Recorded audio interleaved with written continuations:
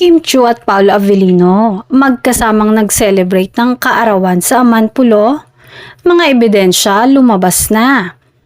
Tuwang-tuwa sa kilig ang mga fans matapos kumalat ang mga ebidensya na magkasama palang nagbakasyon sina Kim Chiu at Paolo Avellino sa Amanpulo, Palawan. Ayon sa mga netizens, ang kanilang trip ay kasabay mismo ng kaarawan ni Paolo nang nagdaang kamakailan. Bagamat hindi direktang nag-post ang dalawa ng larawan na magkasama, napansin ng mga marites online na pareho ang background at lugar sa ilang kuhang larawan at video na lumabas ngayon lamang. Dahil dito, marami ang naniniwalang pinili ni Kim at Paolo na tahimik ngunit espesyal na ipagdiwang ang kaarawan ng aktor sa isang private island resort. Matatanda ang kasalukuyan silang pinag-uusapan bilang tambalan na siyang nagpatibay palalo sa kanilang chemistry.